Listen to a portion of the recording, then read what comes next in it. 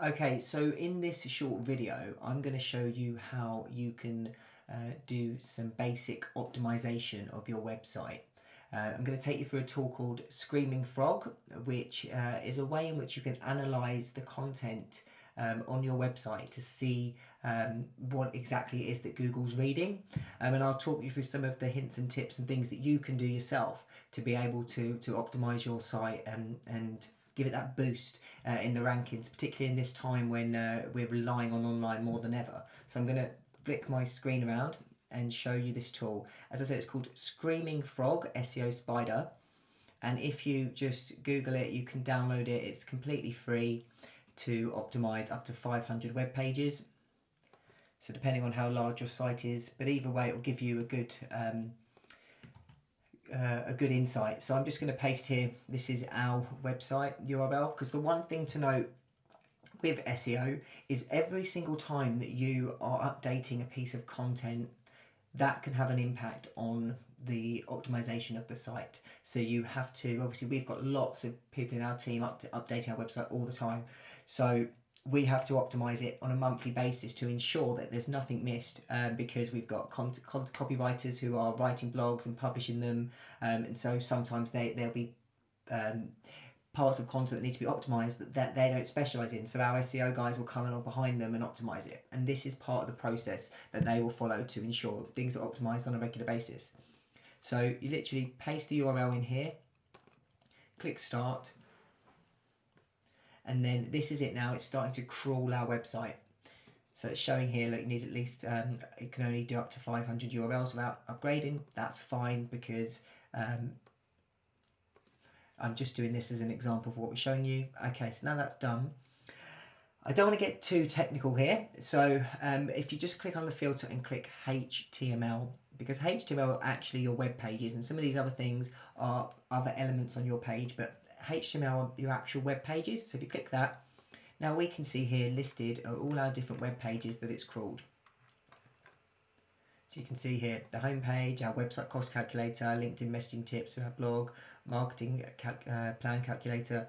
So all of these are our pages. But what I want to do now is, now that we're on HTML, across all of these pages here, which there is 107, you can see here, if I go down to, let me just close some of these. So page titles. What is a page title? Let me show you. A page title is this bit up here that you can't see in the tab, and it's the bit that when you Google,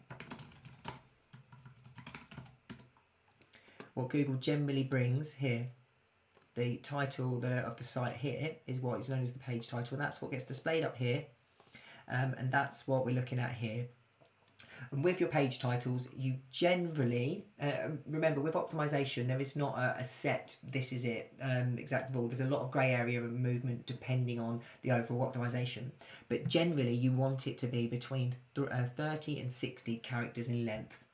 And obviously, if you've got some that are blogs, they'll potentially be longer, because you do want the page title to match whatever the heading is of the actual page, which in a blog can generally be quite long and descriptive. But what you'll be able to see here, are any of them missing? Are there any pages that don't have any page titles in? And are there any with duplicates? Duplicates you'll find would usually be brought up here in this case, but they're for our blogs, so that's natural, because that's just a different page to our blogs, so that's fine, that's no issue there. So there's no pages that have the same one, because Google likes to see each page have a unique page title, so it can easily tell what that page is about compared to another page.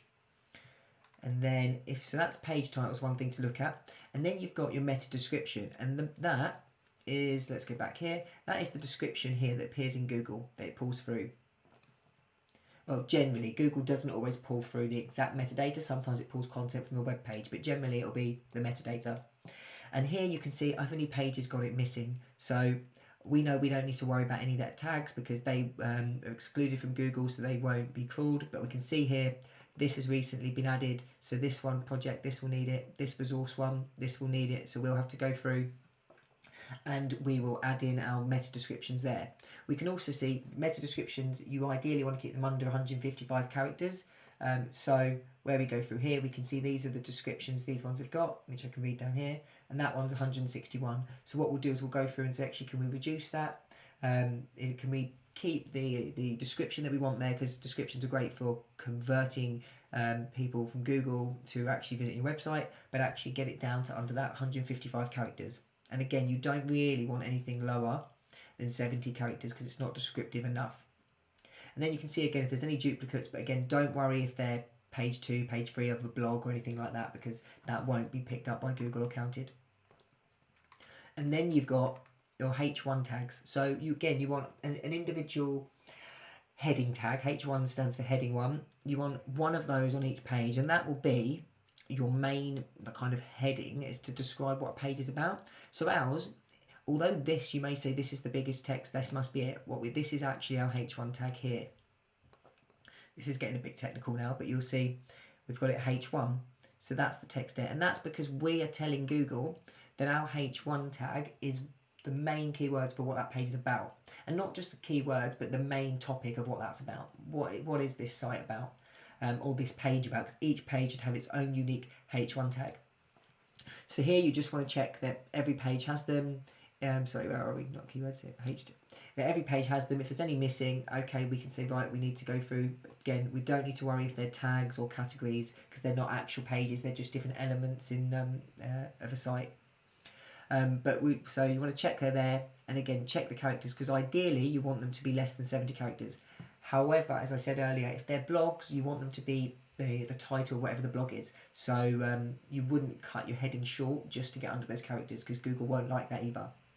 So hopefully this doesn't go into too much detail, but making these small changes, looking at making sure you've got unique heading tags, unique page titles, unique page descriptions, you kind of keep them within the character allowance that Screaming Frog recommends, because that generally is within the guidance of Google, and you fill any missing ones out, you will notice that will have a direct impact on your optimization, specifically if you're monitoring where your pages are ranking now. If you haven't done this, or you haven't done this for a while, going through this exercise on a regular basis, depending on how often you update your website content, you will notice a direct impact in your position in the search engine. So it's worth monitoring your keywords where they are now, making these changes, and then monitoring them again in 3, 4, 5 weeks time to see the improvement that this small change has. But you will notice that it will have a positive impact, especially if it's the first time you've actually looked at some of the on-page elements. And there are a lot more elements we could go into about this, H2 tags, etc. But really, if you focus on page titles, meta descriptions, and your heading 1 tags, of which there should only be 1 on each page, you will see a positive impact on your rankings in the search engine. Hope you find that useful and it gives you something that you can actively implement yourself. Just to touch on a point, if you do have a WordPress website, we recommend a plugin called SEO Yoast. You only need the free version, but it will enable you to be able to update. By installing this, you can update all of those things, your page title, meta description, from a single screen, so you don't have to go through each one individually. You will do for the H1 tag, but it's worthwhile downloading this, and that's where you'll be able to easily edit it in your website if you have a WordPress website. So take a look, check that out, and yeah, let me know how you get on.